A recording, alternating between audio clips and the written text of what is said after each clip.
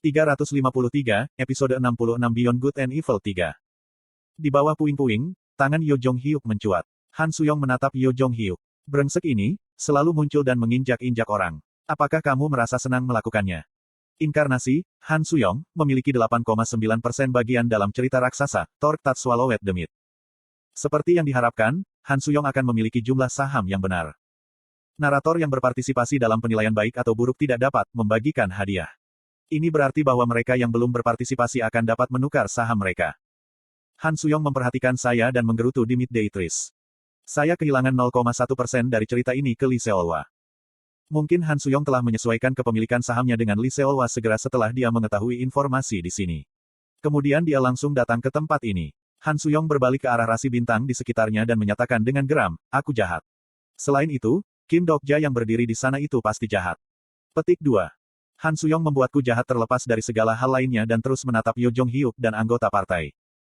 Namun, perusahaan Kim Dok-ja tidak baik atau jahat. Orang ini berteriak dengan rambut pendeknya yang terbang terlihat luar biasa. Pada saat ini, Han Suyong dapat dilihat sebagai karakter utama, bukan Yo Jong-hyuk. Batas waktu telah berakhir dan penghakiman atas yang baik dan yang jahat telah selesai. Sebanyak 91,8% memiliki partisipasi dalam penilaian kebaikan dan kejahatan. Tingkat partisipasi baik dan jahat adalah 45,9%, 45,9%. Baik dan jahat berada dalam keseimbangan sempurna. Raja dan rasi iblis yang tercengang melihat ke arah sini. Saya melihat kembali ke mereka dan menambahkan, kami tidak didefinisikan oleh definisi Anda. Kisah raksasa, obor yang menelan mitos adalah kisah yang tidak dapat dibedakan antara yang baik dan yang jahat.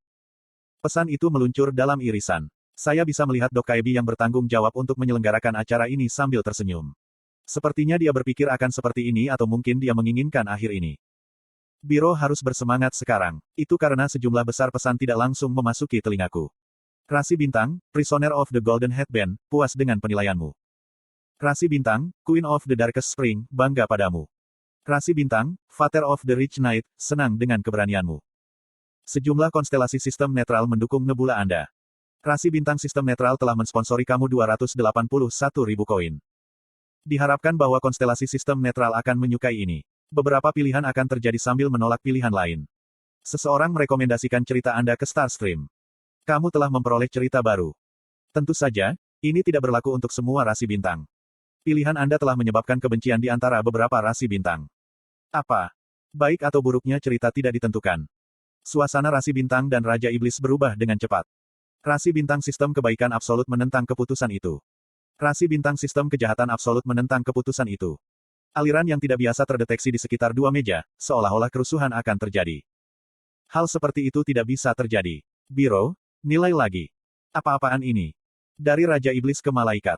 Semua tatapan para peserta tertuju pada Dok Kaebi. Dok Kaebi yang maju merasakan krisis dan merespons sambil berkeringat. Maaf, itu tidak mungkin. Tidak ada yang bisa membalikkan hasil dari sebuah cerita yang telah dihakimi. Itulah aturannya. Untungnya, biro itu mematuhi prinsip-prinsipnya. Namun, menjaga prinsip tidak selalu membawa hasil yang baik. Kurung siku buka. Saya akan menunggu dan melihat musim ini. Segalanya mengalir berbeda dari harapan. Raja Iblis menengah dan rendah naik dari kursi mereka dan melepaskan status mereka. Jika target tidak dapat memutuskan yang baik dan yang jahat, kita harus membuat keputusan dengan cara lain. Begitu Raja-Raja Iblis bergerak, malaikat-malaikat utama berdiri seolah mereka tidak akan kalah. Banyak Raja Iblis menunjukkan permusuhan kepada para malaikat dari sistem yang benar-benar bagus. Banyak malaikat utama menunjukkan kewaspadaan terhadap Raja Iblis. Keseimbangan antara yang baik dan yang jahat sedang bergetar. Kedua kubu saling berhadapan dan sepertinya mereka akan bergegas maju kapan saja.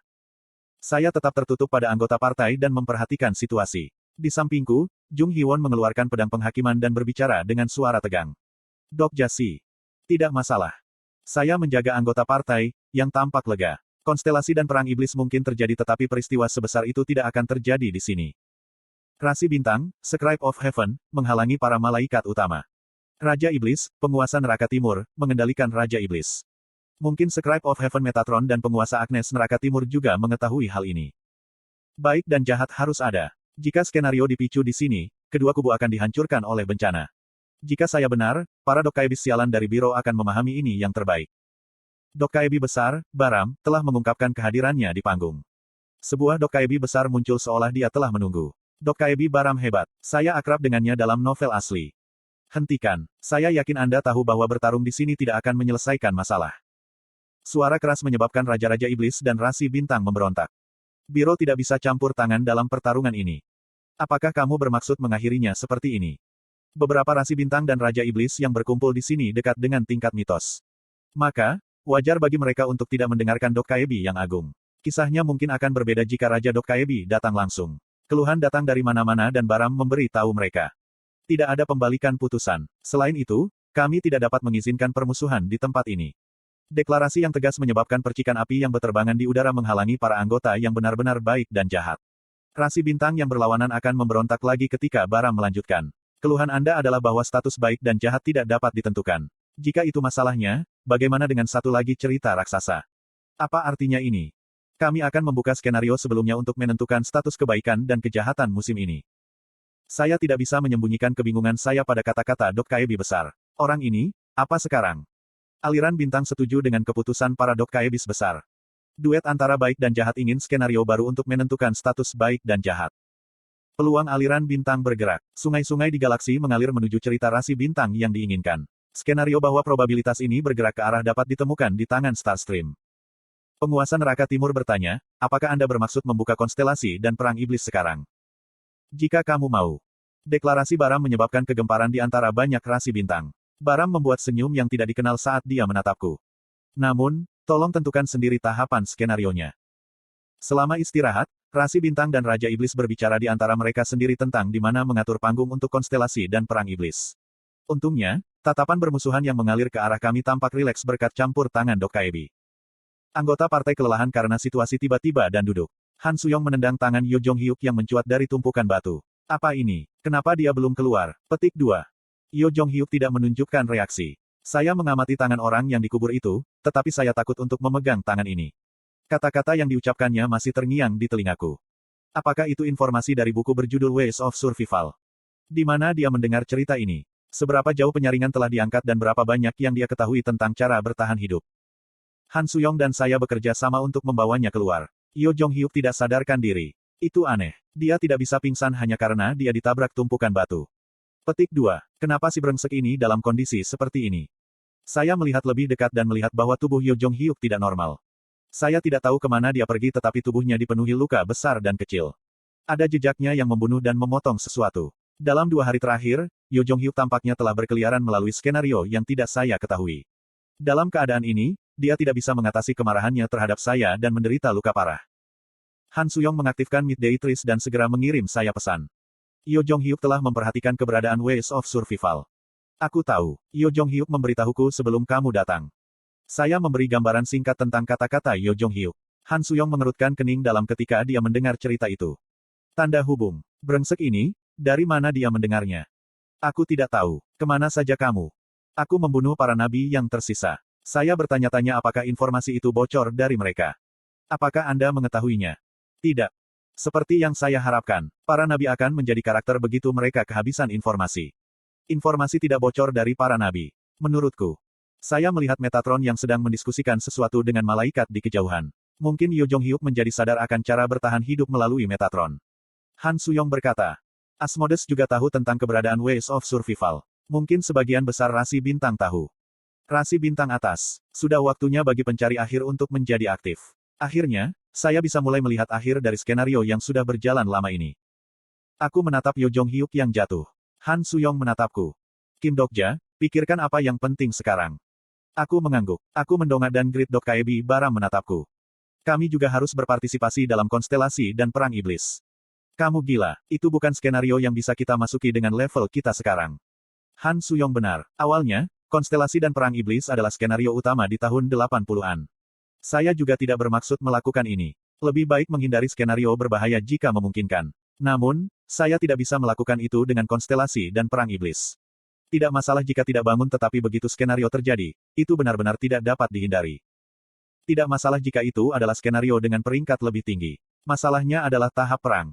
Apa? Baram bertepuk tangan di kejauhan. Rasi Bintang duduk di tempatnya dan Baram membuka mulutnya. Kami akan mengakhiri reses. Rasi Bintang dan Raja Iblis, silakan pilih panggung skenario. Seolah menunggu, Rasi Bintang dan Raja Iblis berdiri dan berteriak. Tahap Constellation dan Demon War akan menjadi Realm Demon ke-14. Pohon pelindung kita adalah panggung cerita raksasa yang bagus. Omong kosong apa itu? Panggungnya adalah...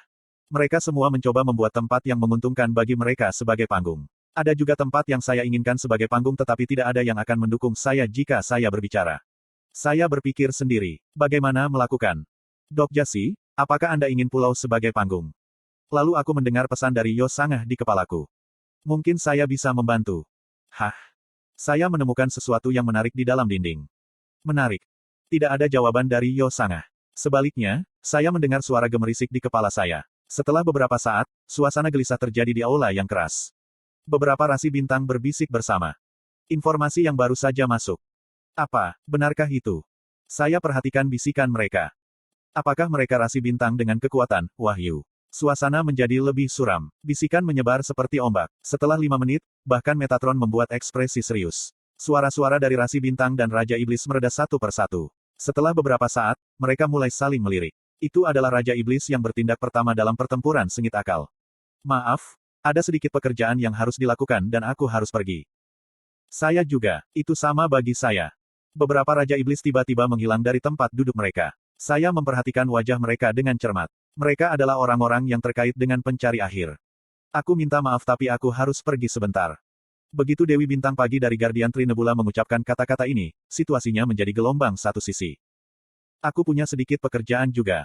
Semakin banyak orang pergi dan Metatron menghela nafas ringan sebelum melirik Baram. Aku pikir kamu harus memutuskan sendiri.